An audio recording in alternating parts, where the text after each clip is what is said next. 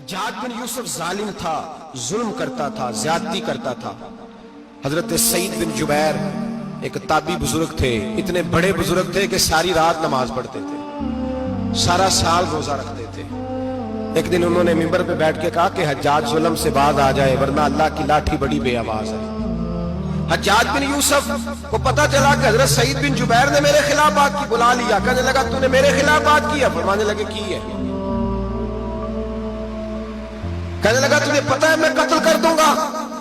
آپ فرمانے لگے نہ تو زندگی کا مالک ہے نہ موت کا مالک ہے، تو کیسے قتل کر؟ کہنے لگا تجھے پتا ہے میرا؟ فرمایا میں نے تجھے نہیں، میں نے تو کئی شداد، کئی حماد، کئی قارون، کئی فرعون، کئی نمرود دیکھے، کئیوں کی داستانیں سنی، تو کون ہے؟ تو چھوٹا سا ہے۔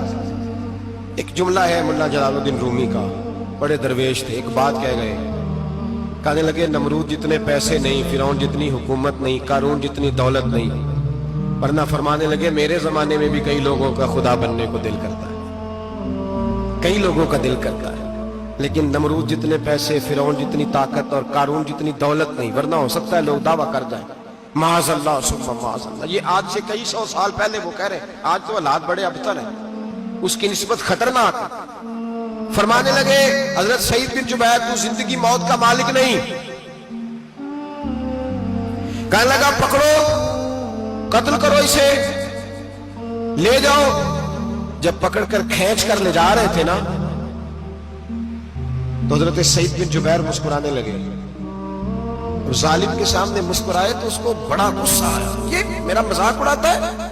بلا لیا، ادھر آؤ، کیوں مسکرا رہے ہو، کیا ہوا؟ تو حضرت سعید بن جبیر کہنے لگے میں مسکرا رہا ہوں تیری بیوقوفی پر اور اپنے اللہ کی دی ہوئی ڈھیل پر۔ میں مسکرا رہا ہوں کہ یا اللہ کیا بات ہے، کیا تیرا شان ہے، کیسے لوگوں کو ڈھیل دی ہوئی ہے۔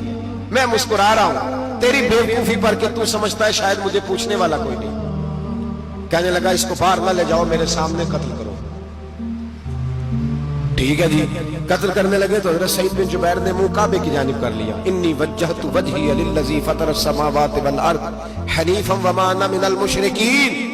جب آپ نے یہ آیتیں پڑھی نا کہ میں نے منہ کر لیا ہے اپنے رب کی جانب، کرو مجھے قتل، کہنے لگا نہیں نہیں، اس کا منہ پھیرو، کعبے کی طرف ہو کے قتل نہ ہو، ہے ظالم پر پاگل ہو گیا ہے۔ حضرت سعید بن جبیر کے حوصلے نے شکست دے دی، ناکام ہو گیا، مخبوط الحواس ہو، کہنے لگا اس کا منہ پھیر دو۔ جب کعبے سے پھیرا تو آپ فرمانے لگے للہ المشرق والمغرب فإنما تولى فثم وجه اللہ۔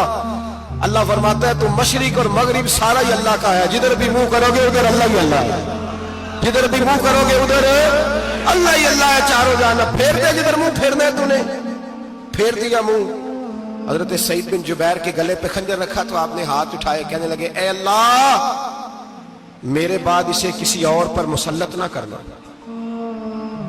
میرے بعد کسی اور پر مسلط نہ، بس میں آخری ہوں۔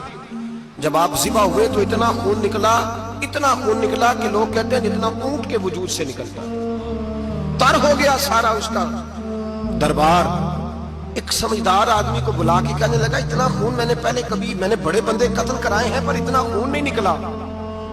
تو وہ کہنے لگے لوگ مر جاتے، مرتے وقت ڈر جاتے ہیں، سہم جاتے ہیں، خون سکڑ جاتا ہے، لگتا ہے یہ شخص جب دنیا سے گیا ہے تو ڈٹ کے گیا ہے، یہ ڈٹ کے گیا ہے دنیا سے۔ حجاج بن یوسف رات کو سویا تو تڑپ کے اٹھا، کیا ہوا؟ گھر والے کہنے لگے کیا ہوا؟ کہنے لگے سعید بن جبیر خواب میں آیا اور کہتے ہیں اٹھ مجھے بتا تو نے مجھے کیوں قتل کیا، بتا بتا کیوں مارا۔ اگلی رات پھر سویا تو وہی خواب، پھر سویا تو وہی خواب۔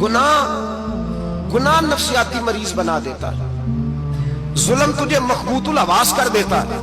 جب تو زیادتی کرتا ہے تو اللہ فرماتے ہیں کہ تو اللہ کو بھولتا ہے، اللہ تجھے اپنا آپ بھلا دیتا ہے، پھر تو بھول جاتا ہے، پھر تو سیدھے رستے پہ چلتا ہے پر بھٹک جاتا ہے، پھر تو صحیح رستوں کا تعین کر کے بھی گمراہ ہوتا ہے، پھر تو روز وہی گاڑی چلاتا ہے پر اب جب تو بریک لگاتا ہے تو نہیں لگتی۔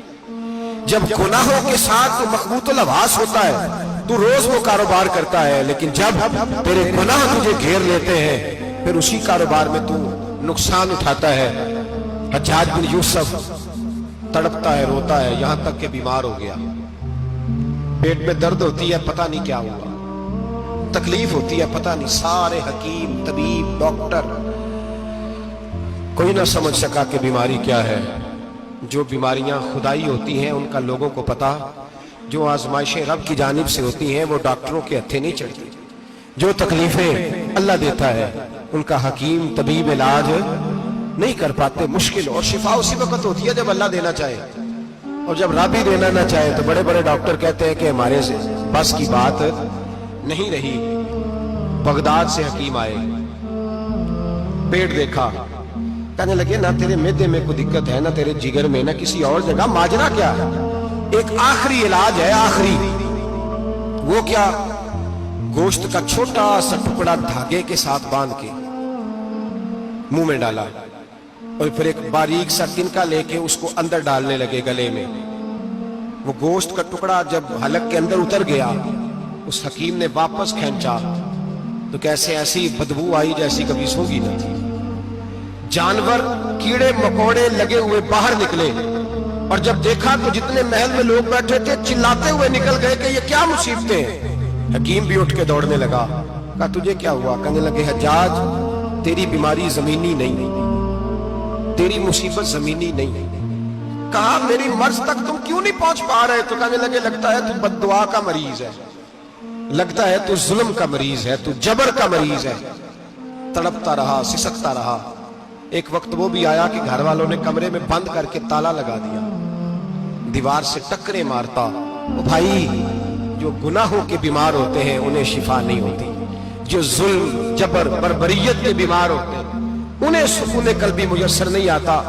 دوائیاں ان بیماریوں کی بنی ہوئی ہیں جو بیماریاں زمینی ہیں, جو بیماریاں خوراک کی بد پرہیزی سے ہوتی ہیں, جو گناہوں کی بد پرہیزی سے ہوتی ہیں. ان کی بیماریاں, ان کی شفا توبہ ہے, ان کی شفا رجوع اللہ ہے, ان کی توبہ اللہ سے معافی مانگنے سے شفا ہوتی ہے. حجاج جب مرنے لگا تو بلایا, یہ رنگ بھی ذرا ملاحظہ کیجیے گا, دو چار قریبیوں کو بلایا. پتا ہوتا ہے نا اپنے کرتوتوں کا آدمی کو, پتا سارا ہے سردار لوٹیتیاں کا, پتا ہوتا ہے سارا. بلا کے کہنے لگا جب میں مر جاؤں تو مجھے رات کو دفن کرنا.